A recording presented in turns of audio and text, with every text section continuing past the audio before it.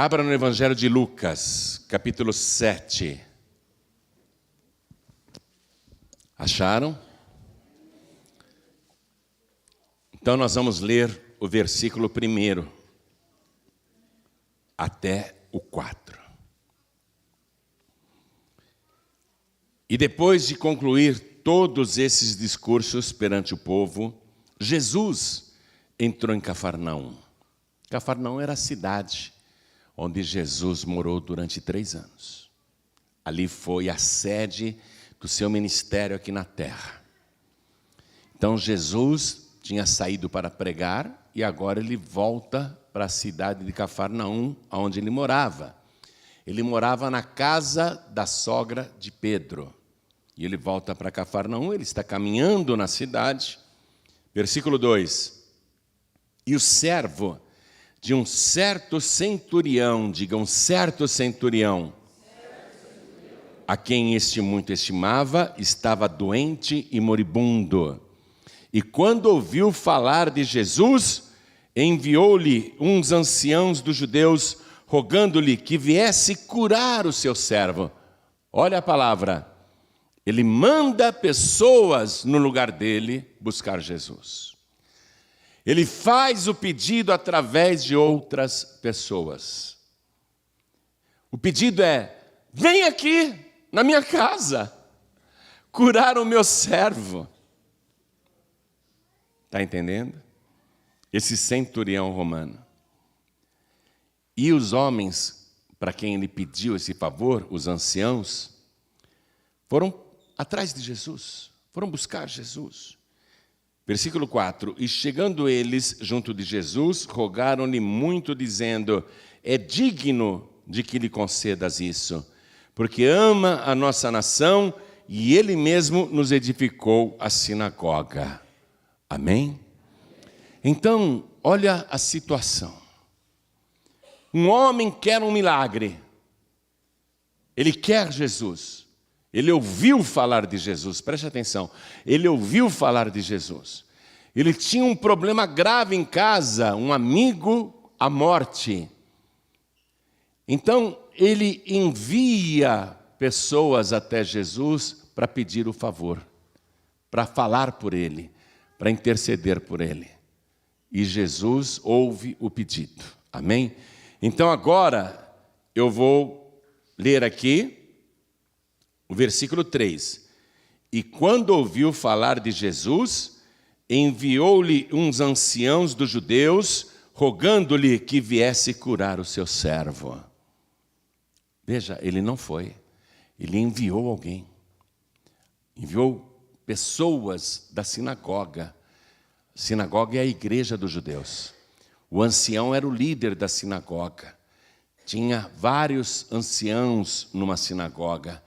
Então, esse centurião romano dá a ordem e os anciãos vão lá. Então, relendo o versículo 3, eu leio e você que está comigo aqui na sede da Paz e Vida de Curitiba, repete em seguida. Vamos lá.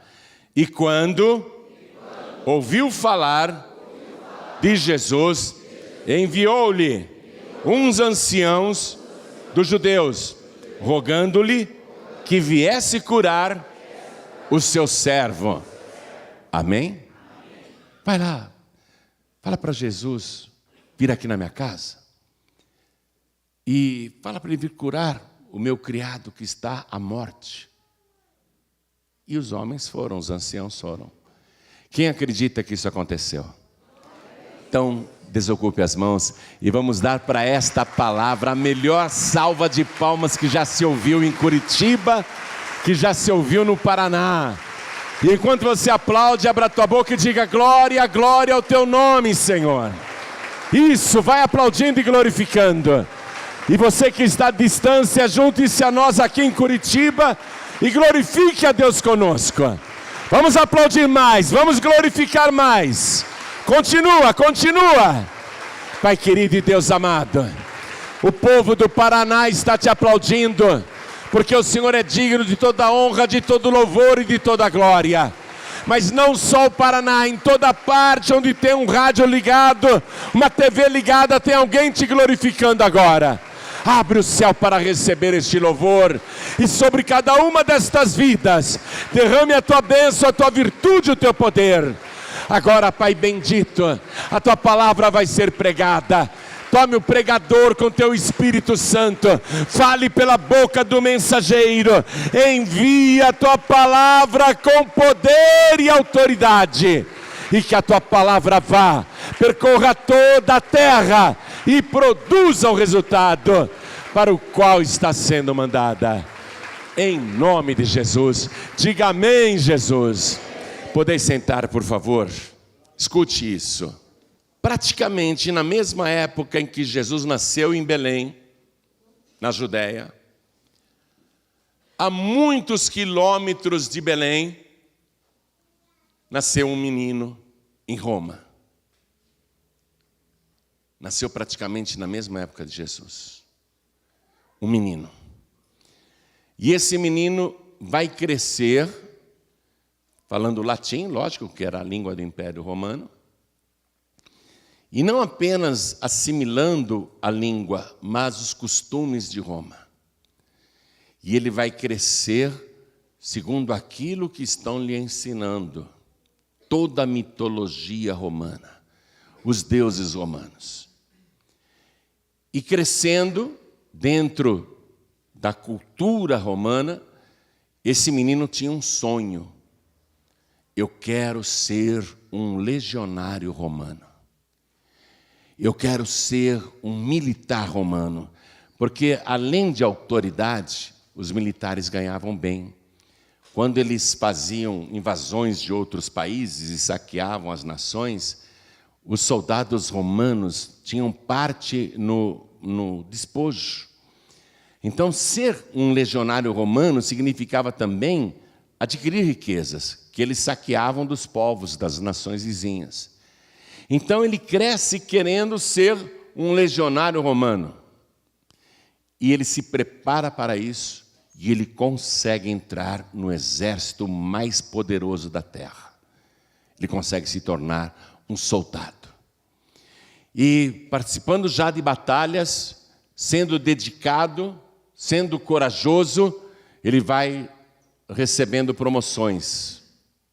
O exército romano cada vez vai colocando ele em cargos mais elevados, até que ele se torna um centurião.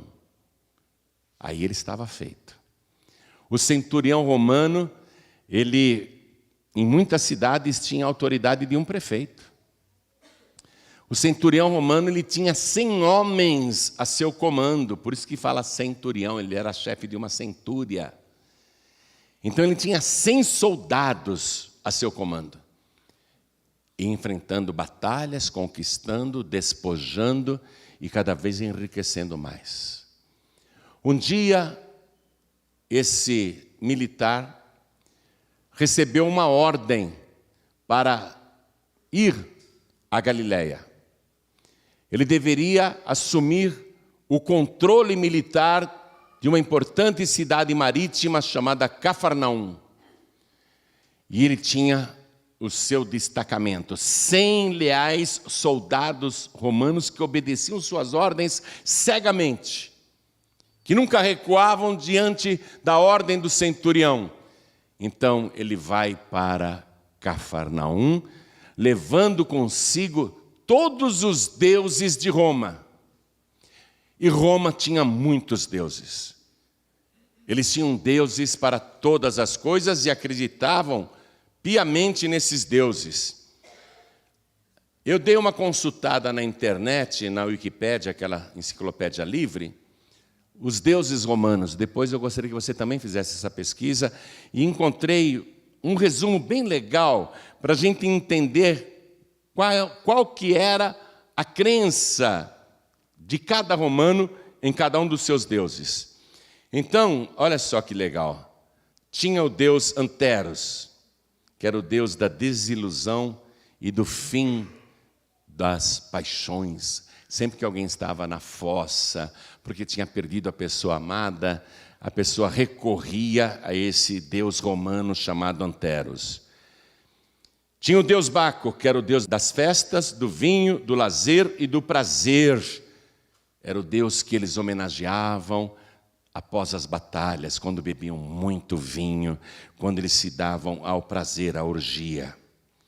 Tinha a deusa Belona. Essa era muito cultuada por esse centurião romano e por todos os outros legionários romanos. A deusa Belona era a deusa da guerra. Sempre que eles iam para um combate, eles consagravam a batalha para a deusa Belona. Olha no que esse centurião acreditava. Ele também acreditava na deusa Ceres, que era a deusa da agricultura, porque quando ele conquistava e despojava, ele investia na agricultura e pedia para a deusa Ceres abençoar ali a colheita dele. E essa deusa Ceres também era a que protegia o casamento. Ele também acreditava na deusa Cibele, que era a deusa da vida e da terra, chamada também de Magna Mater, em latim, a mãe maior. Essa deusa Cibele, a mãe maior. Então ele acreditava na mãe maior. Tinha a deusa Concórdia, que era a deusa da harmonia, da paz dentro de casa, dos lares. Ele acreditava no deus Cupido, que era o deus do amor.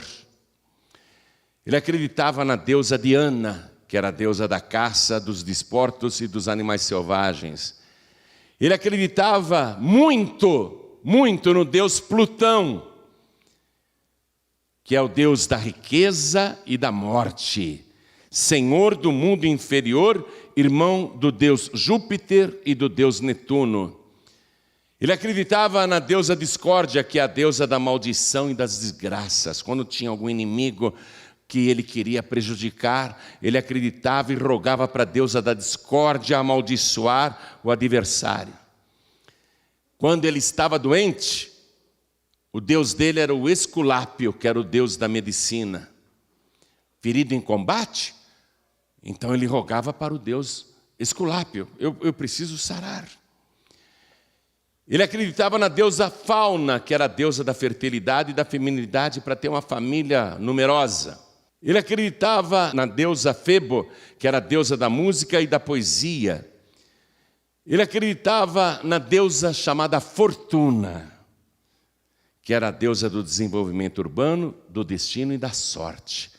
Quando ele ia para qualquer viagem, ele consagrava para a deusa Fortuna, para ter um bom destino, para ali ter um sucesso quando chegasse. Ele acreditava no deus Jano, o deus romano, com dois rostos, um virado para frente e outro para trás, um comandava o futuro e outro era a respeito do passado. Ele acreditava na deusa Juno, que era a deusa do casamento e da fidelidade. Como ele ia muito para a guerra, ele pedia: deusa Juno, não deixa minha mulher me trair. Ele apelava para a deusa Juno, a deusa da fidelidade. Também quando ele tinha alguma demanda, ele acreditava no deus Justiça, que era o deus da justiça e da vingança. Ele acreditava no deus Júpiter, que era o pai da maioria dos deuses de Roma. Ele era o senhor dos trovões e dos raios. Ele acreditava no deus Lares, que era de espíritos passados para proteger a casa e a família. Era o Deus que comandava os espíritos passados, dos antepassados, para que protegessem os vivos. Ele acreditava no deus Letos, que era o deus da morte, morte não violenta, morte de velhice. Ele dizia: não quero morrer jovem, não quero morrer em combate. Deus Letos, me faz morrer em boa velhice. Ele acreditava na deusa Libertas, que era a deusa da liberdade, para ele nunca se tornar escravo, derrotado em batalhas. Ele acreditava no deus Marte, que era o deus da guerra, das armas e também que protegia o trabalho. Ele acreditava no deus Mercúrio, que era o deus do comércio, da diplomacia, da eloquência e da ladroeira. Roma tinha até um deus para proteger os saques, os ladrões. Era o deus da ladroeira. Ele acreditava na deusa Minerva, que era a deusa da sabedoria, da estratégia. Ele pedia: Minerva, me dá sabedoria para atacar o inimigo, me dá estratégia para o combate. Ele acreditava no deus Netuno. Sempre que ele pegava um navio em Roma, ele pedia proteção para Netuno, que era o deus dos mares. Netuno, proteja, não deixe o nosso navio naufragar. Ele acreditava em tudo isso, não somente ele, mas todos os romanos. Ele acreditava no deus Silvano, que era o deus das florestas. Ele acreditava também no deus Saturno, que era o filho de Gaia. Ele era o pai de todos os deuses, o deus Saturno. Ele acreditava na deusa Vênus, que era a deusa do amor e da beleza. Ele acreditava no deus Vulcano, que era o deus do fogo, da lava e da metalurgia, para a espada dele não quebrar, para o escudo não se romper. Vulcano, faça a minha espada firme. Vulcano, faça a minha lança forte. Vulcano, não deixe o meu escudo se romper em combate. Ele acreditava no deus chamado Céu, que era o deus do tempo e do espaço. Ele acreditava no deus Terra, que na verdade era uma deusa da fertilidade do solo. E ele acreditava no deus Tártaro, que era o Deus das profundezas da terra. Esse é um resumo dos deuses romanos. Então esse centurião recebe a ordem do Império Romano para ir a Galileia e controlar Cafarnaum. E quando esse centurião romano chegou na Judéia, na Galileia, e finalmente em Cafarnaum, ele começou a observar que os templos dos judeus não tinham ídolos. E em Roma eram tantas estátuas, tantos templos e tantos deuses. Ele perguntava, onde que tem um templo aqui? E mostravam para ele, aquele lá é um templo dos judeus. Ah, como é que chama? Sinagoga. Aí ele entrava, mas eu não vejo imagem nenhuma. Eu não vejo Deus nenhum aqui. Que Deus é esse que vocês adoram? Aí começaram a pregar para ele. Nós adoramos o Deus invisível, Criador dos céus e da terra, o possuidor de todos os planetas, o dono de todas as coisas, o Criador da humanidade. E começaram a pregar para ele. E ele se interessou por esse Deus. Mas por que ele não tem uma imagem? Ah, porque ele é tão grande, que seria uma blasfêmia tentar representá-lo por um ídolo. E ele proibiu. O próprio Deus invisível apareceu para Moisés lá no Monte Sinai, numa sarça ardente. E a primeira coisa que este Deus verdadeiro disse foi o seguinte: não terás outros deuses diante de mim. Não farás para ti imagem alguma de escultura, semelhante ao que existe em cima no céu, na terra ou debaixo da terra, nem nas águas debaixo da terra. Não te inclinarás diante delas e nem as servirás. Porque eu, o Senhor teu Deus, sou Deus zeloso, que visito a maldade dos pais nos filhos até a 3ª e 4ª geração daqueles que me aborrecem, e faço misericórdia aos milhares, aos que me amam e guardam a minha palavra. Aí ele ficou maravilhado. Um Deus tão grande, que odeia as imagens, que nos proíbe de nos ajoelhar diante delas. Aquele centurião se converteu. Aquele centurião que acreditava em tantos deuses, ele se converteu. E este homem, ele tinha ainda uma crença arraigada nele, que foi ensinada desde o serviço militar em Roma. Desde que ele existia, ensinaram isso para ele. Aliás, estava escrito nas moedas romanas. Era uma crença que o Império Romano espalhava no mundo todo. Lá tinha a imagem de César na moeda, o relevo de César, e escrito César Filius Dei, que em latim quer dizer filho de Deus. Roma propagava isso no mundo todo, e o exército romano acreditava, cada legionário acreditava que César é o Filho de Deus. Filius Dei. Então esse centurião romano ainda acredita que César é Filhos Dei, porque para o Império Romano ter conquistado todo mundo naquela época, César só podia ser realmente o Filho de Deus. E eles acreditavam que César era eterno, porque ainda que o César, o ser humano por dentro da vestimenta de César morresse, o próximo também seria chamado de César. Então a ideia que se passava é que aquele filho de Deus, César, era eterno, porque César estaria sempre no trono de Roma, no trono do mundo, governando os povos. Então ele acreditava, César, Filhos Dei, César, Filho de Deus. Até o dia em que o criado dele ficou muito doente. Era um criado muito estimado, muito querido, um amigo. Não era, na verdade, um criado, era um amigo. Ele tinha grande afeição, grande amizade por aquele criado, mas ele ficou muito, muito doente, muito doente. O Evangelho diz que ele ficou moribundo.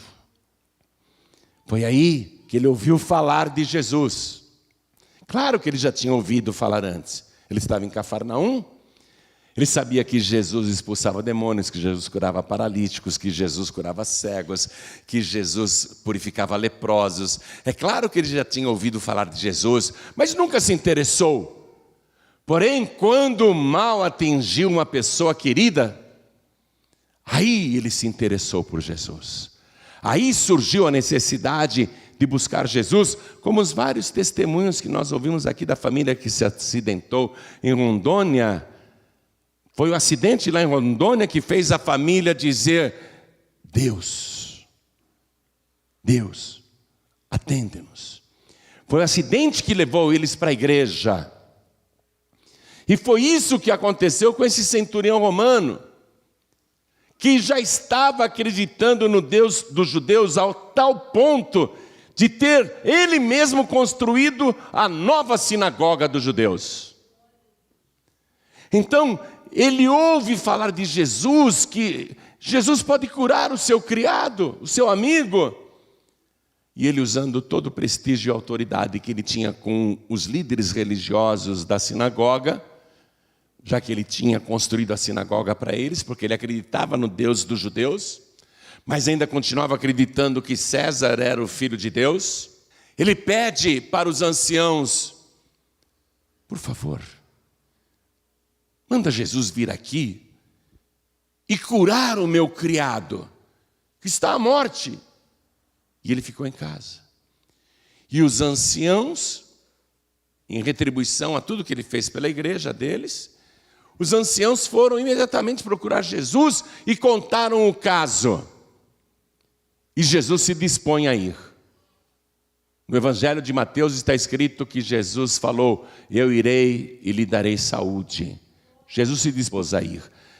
E os anciãos insistiam: ele é digno que lhe concedas isto, porque ele ama a nossa nação, ele ama o povo de Abraão, ele ama o povo de Deus, e ele mesmo construiu a nossa sinagoga. Jesus, ele é digno que o Senhor lhe faça esse favor. Aí Jesus vai. Agora eu quero que você acompanhe esta mesma passagem no Evangelho de Mateus, capítulo 8. A partir do versículo 5 tem essa narrativa também. E Jesus está indo para a casa dele. Mas o centurião está lá em casa, o amigo, para dar o último suspiro. Ele reflete. O centurião lá em casa, ele reflete. Espera aí. Eu estou muito acomodado. Eu que estou querendo o milagre, eu mando os outros irem buscar por mim. E ainda falo para Jesus vir aqui na minha casa como se eu fosse chefe dele, só porque eu sou a maior autoridade de Cafarnaum, eu que mando nessa cidade. Eu estou querendo fazer Jesus de meu empregado. Ele começou a sentir vergonha. Esse homem já era convertido ao Deus de Israel, mas ele ainda não era convertido a Jesus. É como a pessoa que acredita em Deus, mas ainda não recebeu Jesus como único, suficiente, exclusivo e eterno Salvador. Ele acreditava no Deus de Israel, mas ainda não tinha recebido Jesus, você está compreendendo? Jesus já tinha recebido ele. Jesus sempre recebe todos nós. Antecipadamente ele nos recebe. Mas não adianta Jesus querer te receber se você não quer receber Jesus. Ele faz o milagre, ele opera, ele abençoa, mas se você não quiser receber Jesus, ele não pode te obrigar. Jesus já tinha recebido o centurião romano, por isso que ia na casa dele. Jesus também já te recebeu, por isso que ele está contigo. Ele já te recebeu. Agora falta você receber Jesus. Falta você se converter a Jesus de verdade. Eu sei que você acredita em Deus, mas você ainda não conhece esse Jesus que o centurião romano conhece só de ouvir falar. Agora ele vai conhecer o Jesus verdadeiro. Agora ele vai saber quem é Jesus. Aí ele sai de casa. Ele deixa o amigo lá na cama, doente, e ele vai, os soldados do seu destacamento vão atrás. Ele é uma autoridade. Aí ele vê uma multidão vindo, e ele reconhece os anciãos dos judeus ao lado de um homem, com uma aparência de 30 anos de idade. Ele deduz, é Jesus. Aquele é Jesus. Aí ele, centurião romano, ele se aproxima e ele, deixando de lado todo o orgulho, toda a autoridade e importância que ele tinha, ele era a maior autoridade de Cafarnaum, ele era o representante do Império Romano naquela cidade, ele era o representante de César, ele era o representante da maior potência militar e econômica do mundo. Mas ele deixa tudo isso de lado e na frente da sua tropa, ele se humilha e se prostra diante de Jesus. E ele diz, Senhor, eu não sou digno de que entres na minha casa. Por isso que eu não vim ter contigo pessoalmente antes. E é por isso que eu estou aqui, me antecipando, encontrando o Senhor no meio do caminho. Eu não sou digno de que o Senhor entres debaixo do meu telhado. Mas dize apenas uma palavra, e o meu criado ficará curado. Porque eu também sou homem de autoridade. Eu digo para o meu soldado, vai, ele vai. Eu digo para aquele outro, vem, ele vem. Eu digo para o meu criado, faça isso, e ele faz. Basta uma palavra minha e eles fazem e obedecem imediatamente. Então o Senhor, se disser apenas uma palavra, com a autoridade que o Senhor tem no céu e na terra, o meu criado vai ficar curado.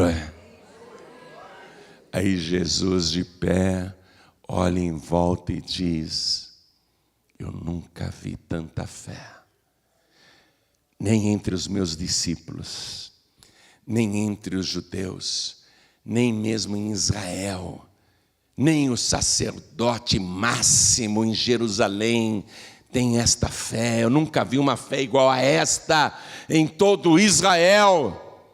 Aí Jesus faz uma profecia.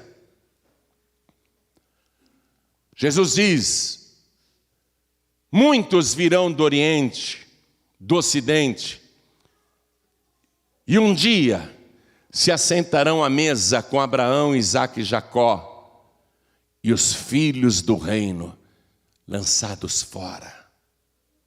O que Jesus está dizendo? Que aquele que acha que é religioso, que acha que é salvo, que acha que já tem Deus e não se humilha, não crê, ele pensa que vai entrar, mas vai ficar do lado de fora. E muitos que deveriam ficar do lado de fora entrarão. É isso que ele está dizendo. Ele nunca viu tanta fé em Israel como a fé daquele centurião que antes acreditava em dezenas de deuses, mas agora está acreditando no único e verdadeiro Deus, e finalmente se rendeu ao Filho de Deus. Ele deixou de acreditar em César, como filhos dei, e passou a acreditar em Jesus como Filho de Deus. Ele se converteu a Jesus. Aí Jesus disse para ele: pode ir para casa. O milagre já aconteceu. E quando ele voltou para casa, o criado que já estava com o pé na cova, agora está no pé da porta, esperando pelo amigo, completamente sarado. E o que é que você vê nesta passagem do centurião? As 4 revelações de Deus. As 4 revelações de Deus que evidentemente o centurião romano nunca tinha lido 2 Crônicas, capítulo 7, versículo 14. E fez tudo isso por intuição. Mas ele atendeu às 4 exigências de Deus para uma pessoa ser abençoada e feliz de verdade. Segundo o livro de Crônicas, capítulo 7, versículo 14, Deus desceu do céu e disse o seguinte: se o meu povo, que se chama pelo meu nome, se humilhar, primeira revelação,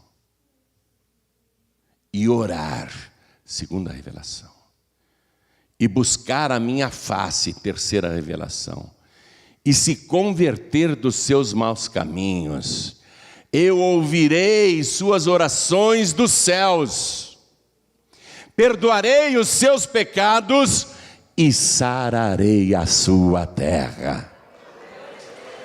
4 coisas simples que, se você fizer, Deus vai ouvir a tua oração, Deus vai responder, perdoando os teus pecados, e Ele vai sarar a tua vida. Quando Ele diz vou sarar a tua terra, significa sarar tua vida pessoal, tua vida sentimental, sarar o teu corpo físico, sarar o teu corpo espiritual, sarar a tua casa, sarar a tua família, sarar o teu trabalho, sarar tudo que você tem. Essas 4 coisas Ele fez. Olha só, Ele não queria fazer, Ele estava errando. Vai lá, fala para Jesus vir aqui. Ele não foi, ele não quis se humilhar. Era assim antes. Quando ele mandou os anciãos lá procurar Jesus, ele não quis se humilhar. Imagina, sou centurião de Cafarnaum. Ele não quis orar, ele não quis, mandou os outros orarem por ele. Vai lá, roga para Jesus vir aqui. Ele não quis buscar, ficou em casa. Não quis buscar. Ficou em casa. E 4, a conversão estava muito longe dele. Até que o Deus de Israel mostrou o quanto estava errada a sua atitude. Aí ele resolveu, eu vou lá. Eu vou me humilhar. Eu vou me humilhar diante de Jesus. Eu que vou orar. E eu vou buscar Jesus até achar. E ele achou Jesus. E aí ele se converte a Jesus. Ele creu que Jesus era Deus, o Filho de Deus, com mais poder do que César. Ele creu nisso. E quando ele fez as 4 coisas, Deus cumpriu o que tinha prometido. E ouvirei dos céus, perdoarei os seus pecados e sararei a sua terra.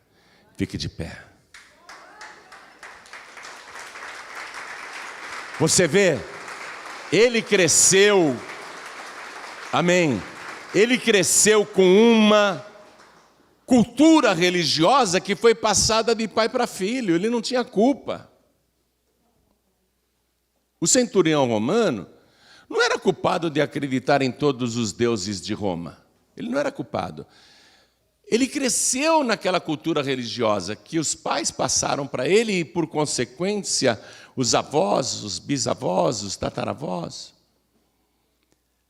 Foi uma cultura religiosa passada de pai para filho e chegou nele. Era o que ele acreditava.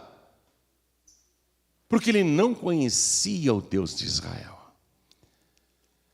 Ele nem imagina como ele foi abençoado no dia em que o Império Romano falou para ele: você vai para Cafarnaum.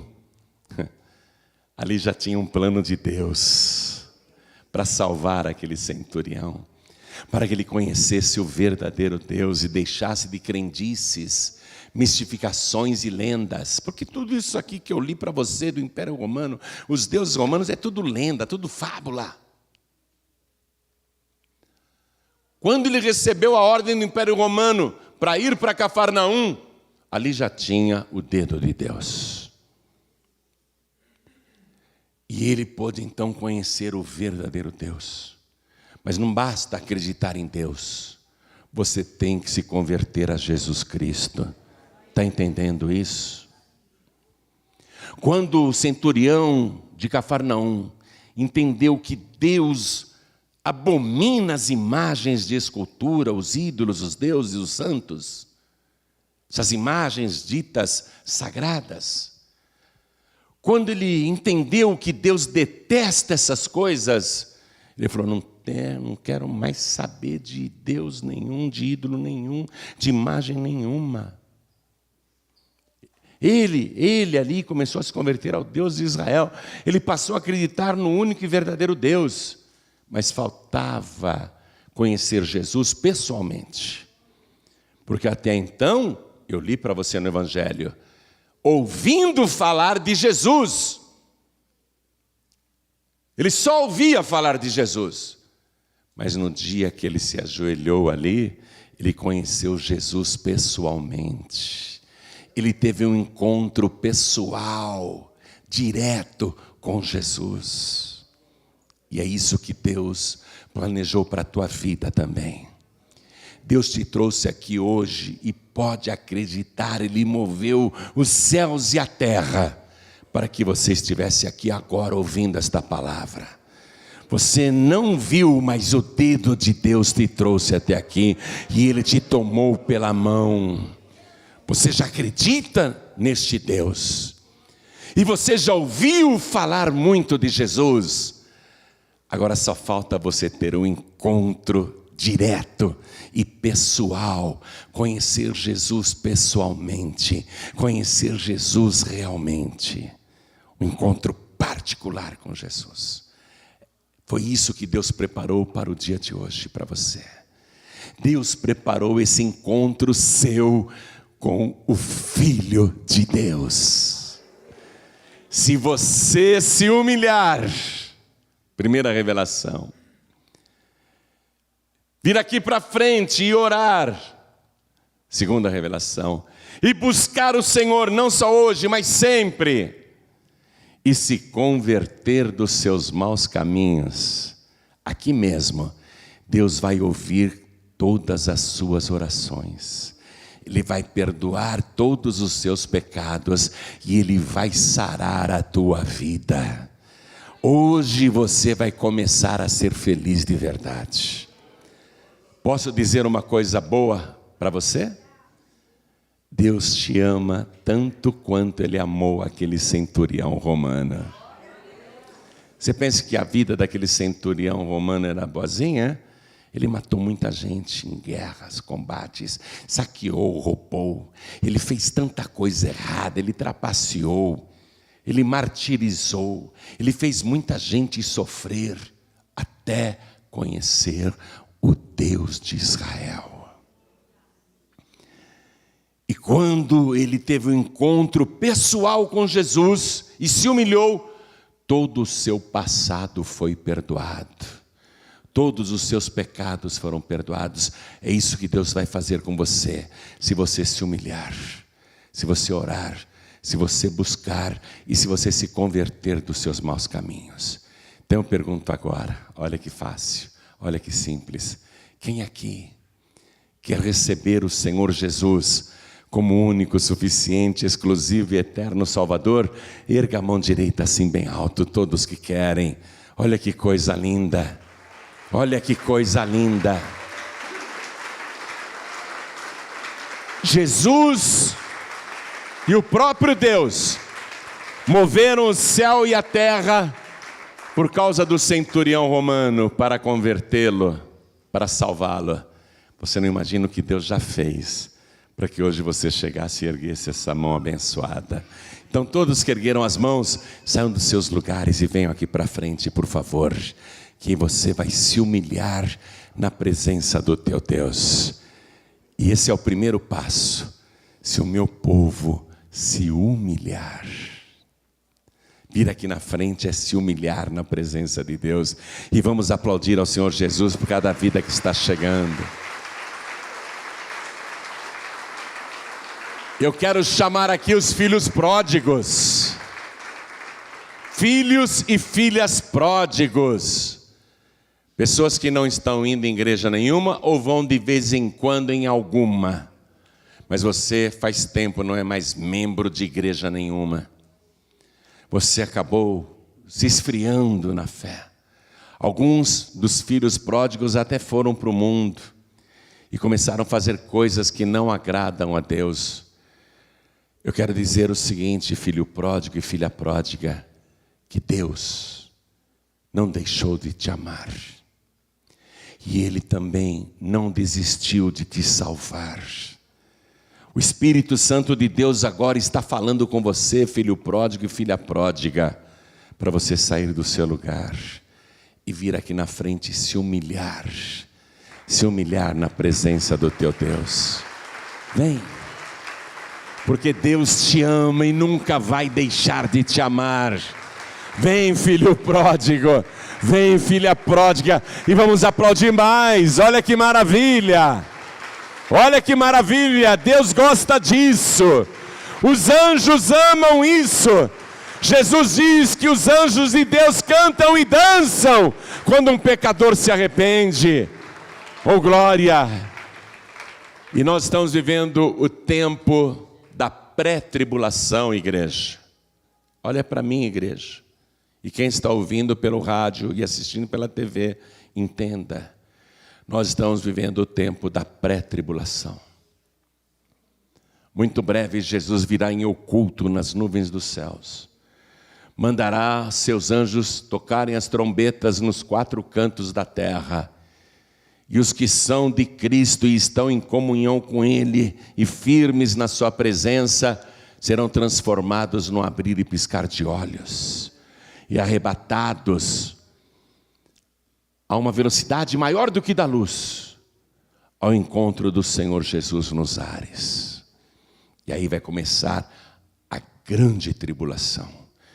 Tudo que você está vendo hoje no mundo, acontecendo, na natureza, nas nações, enfim, em toda parte, nas famílias, a iniquidade se multiplicando como nunca se viu antes, o mal sendo chamado de bem, e as coisas erradas sendo oficializadas e confirmadas até pelo judiciário das nações. A iniquidade nunca se multiplicou tanto, pessoas estão sendo mortas como baratas. Tudo isso é só a pré-tribulação, vai ficar muito pior. Então você que está pensando em desistir, você que está pensando em não vir mais para a igreja, não buscar mais a Deus, preste atenção. Esse é um tempo difícil. E Jesus disse, quem perseverar até o fim será salvo. Você não pode desistir. Mas pastor Joaíbe, eu estou muito fraco na fé. Eu penso em desistir sim. Pastor Joaíbe, tem dias que eu não tenho vontade de orar, não tenho vontade de ler a Bíblia, não tenho vontade de ler o Evangelho, eu não tenho vontade de ir para a igreja, não tenho vontade de jejuar. Tem dias que eu penso em parar tudo. Está difícil, pastor Joaíbe. Ficará mais difícil sem Jesus. Então você que está fraco, fraca na fé, nós queremos orar para você hoje voltar para a sua casa fortalecido, fortalecida, renovado, renovada, cheio, cheia da presença do Espírito Santo. Então vem aqui para frente também, se é isso que você quer. Se você quer mais poder de Deus, mais presença de Deus na tua vida, se você quer ter mais comunhão com o Senhor, se você quer voltar a ter aquela alegria do primeiro amor, então vem para frente que nós vamos orar e vamos aplaudir muito ao nome de Jesus.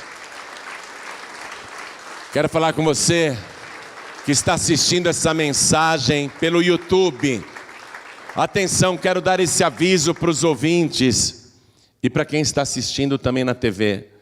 Entra no youtube.com/joanribe e você vai ter acesso a todas as ilustrações do Reino de Deus em desenho animado, todas as milhares de pregações ali, tudo de graça, testemunhos, tudo de graça.